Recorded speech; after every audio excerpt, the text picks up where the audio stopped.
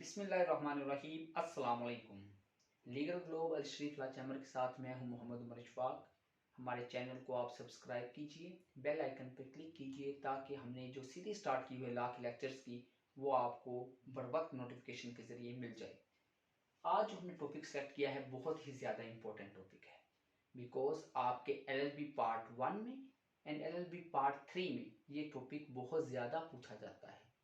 LLB part 1 में political science की book में introduction of law, philosophy of law की बुक में पूछा जाता है, और पार्ट 3 में यही क्वेश्चन इंग्लिश जूरिस्प्रूडेंस में बहुत बार पूछा जा चुका है और डिफरेंट सोर्सेज को वो एज अ लॉन्ग भी पूछ लेता है। लेकिन आज जो हमारी कोशिश होगी वो जो ये लफ्ज़ लिखा हुआ है सोर्सेज ऑफ लॉ, इसको समझना है कि इस लफ्ज़ का मकसद क्या है, इसका मतलब क्या है। आए अपने टॉपिक की तरफ बढ़ते हैं। फर्स्ट ऑफ ऑल, सोर्स क्या है? सोर्स एक ऐसी चीज है जहां से दूसरी चीज अवॉल्व हुई है, जहां से दूसरी चीज बनी है।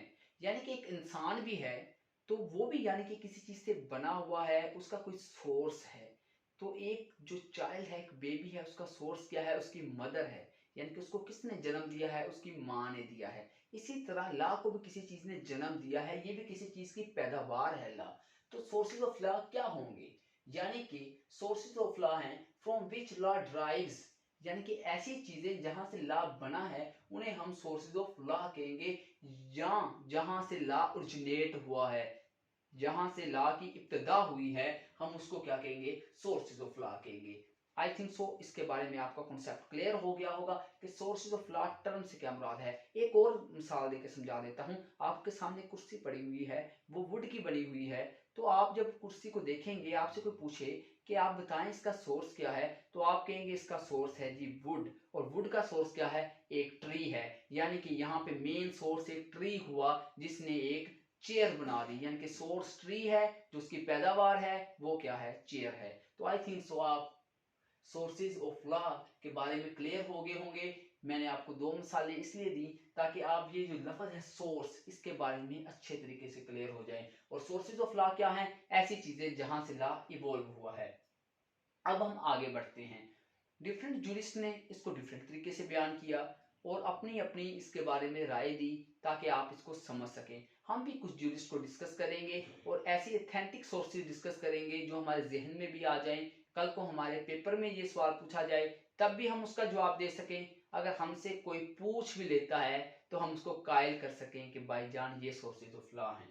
तो let's start our topic in a proper way. तो अब हम चलते हैं ऑस्टन बाबे की तरफ। ये बाबा जी क्या कहते हैं?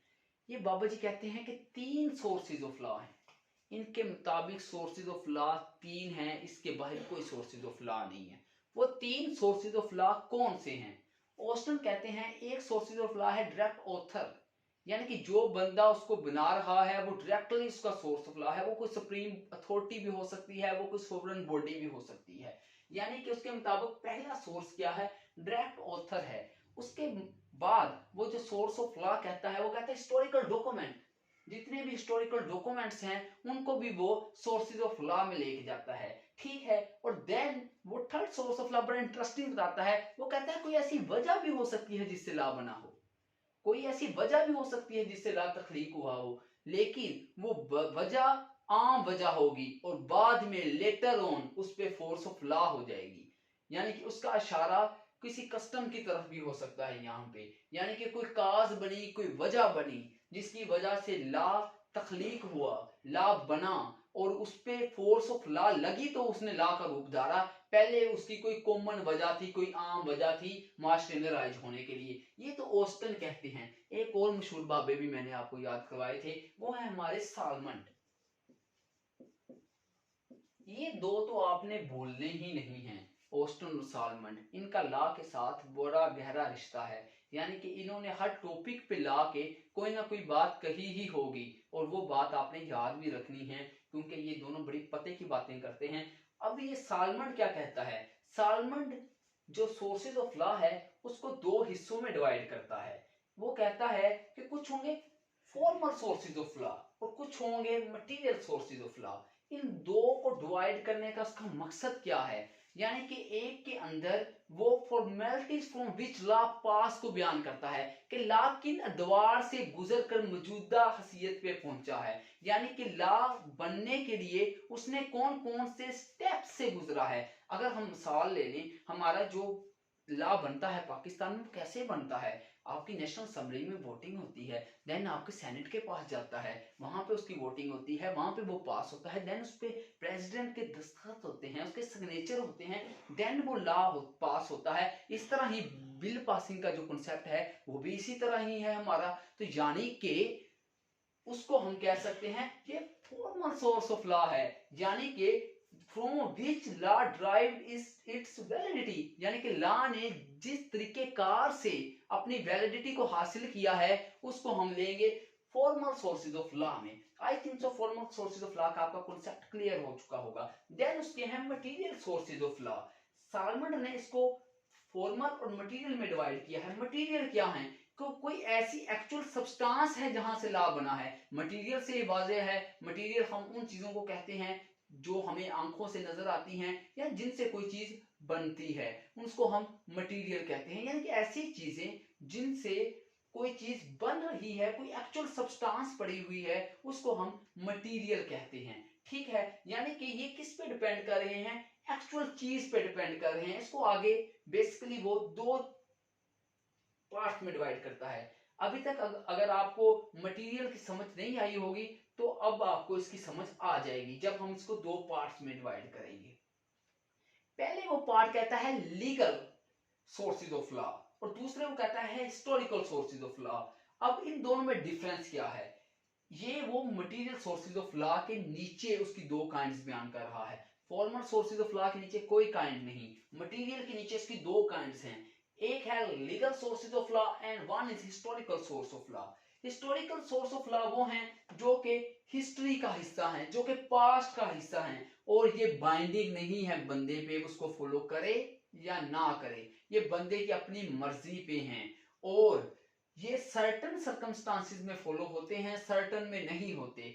सो इसकी इतनी ज्यादा अहमियत नहीं है। वैसे हमने पढ़ने भी हैं, इसको as a source of law लेना भी है, इसके इससे जो लॉ बोल्ड हुए हैं वो भी हमने पढ़ने हैं, लेकिन हमने सिर्फ इसको इससे अलग करने के लिए लीगल सोर्सेज से इसकी कुछ खुसूसियात को आपको गिना दिया है ताकि आपको ये चीज भूले ना। देन हमारे पास हैं legal sources of law. Legal sources of law authentic sources of law हैं जो कि पक्के फॉलो करने ही करने हैं। ठीक है, आप बाउंड हैं उसको फॉलो करने के लिए। आपको एक कानून पास हो गया है, एक कानून लिख दिया गया है आपकी पीपीसी में, आप बाउंड हो गए हैं उसको फॉलो करने के लिए। अगर आप उसको फॉलो नहीं करेंगे आपको सैंक्शन दी जाएगी, आपको पनिशमेंट दी जाएगी, आपको फॉलो करवाया जाएगा।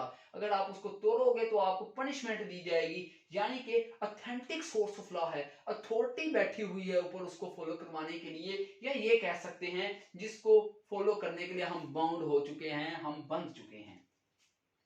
अभी तक हमने क्या पढ़ा है, अभी तक हमने ये कॉन्सेप्ट क्लियर किया है सोर्सेज ऑफ लॉ हैं क्या, सोर्सेज ऑफ लॉ वर्ड से मुराद क्या है। देन हमने ये पढ़ा है ऑस्टन के मुताबिक सोर्सेज ऑफ लॉ कौन से हैं, तीन हैं, डायरेक्ट ऑथर, हिस्टोरिकल डॉक्यूमेंट या कास, जहां से लॉ बना है। ये तीन सोर्सेज ऑफ लॉ ऑस्टन के आपने याद रखने हैं। देन सालमन बाबा जी की तरफ आते हैं, वो क्या कहते हैं, सालमन कहते हैं कि इसके दो मेन सोर्सेज हैं, formal sources and material sources. ठीक है, इसके नीचे जो मैंने आपको बयान किया है अगर आप वही याद रख लें तो it's sufficient. Then material sources के अंदर जो मैंने बयान किया है वो भी सफिशिएंट है। मटेरियल को वो दो पार्ट्स में डिवाइड करता है, एक लीगल में और एक हिस्टोरिकल में। लीगल क्या है, ऑथेंटिक सोर्सेज हैं, और हिस्टोरिकल क्या है, वो पास्ट सोर्सेज हैं जो कि नॉट बाइंडिंग, उस पर अमल करना इतना जरूरी नहीं है। ये आज हमने सोर्सेज ऑफ लॉ के बारे में पढ़ा है।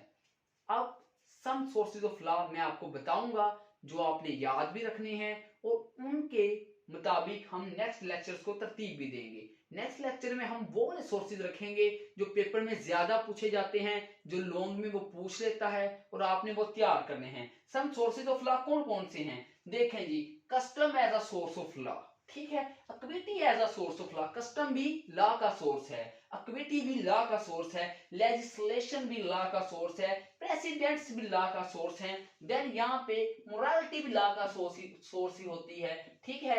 और देन रिलीजन भी, मजहब भी लॉ का सोर्स होता है। यानी कि custom, equity, legislation, precedents, morality and religion are the some sources of law. अब नेक्स्ट लेक्चर में इंशाल्लाह इनमें से जो पेपर में लोगों के तौर पे वो पूछता है, मेरी पूरी कोशिश होगी उन पे वीडियो बनाई जाए ताकि आपको इन सिंगल सिंगल करके इंपॉर्टेंट सोर्सेज के बारे में भी पता हो। उम्मीद करता हूं कि आपको हमारा ये लेक्चर समझ आया होगा। Sources of law important chapter है, इंपॉर्टेंट टॉपिक है, इसको अच्छे तरीके से कीजिए, बार बार कीजिए। अगर आपको हमारी वीडियो पसंद आई है इसको लाइक कीजिए और हमारे चैनल को सब्सक्राइब भी लाजमी कीजिए और कमेंट बॉक्स में बताइए कि आपको हमारे पढ़ाने का तरीकेकार कैसा लग रहा है। अगर इसमें कोई बेहतरी चाहते हैं, आपको कोई क्वेश्चन है तो आप वो कमेंट बॉक्स में कर सकते हैं। अल्लाह ताला आप सबको कामयाब करे। अल्लाह हाफिज।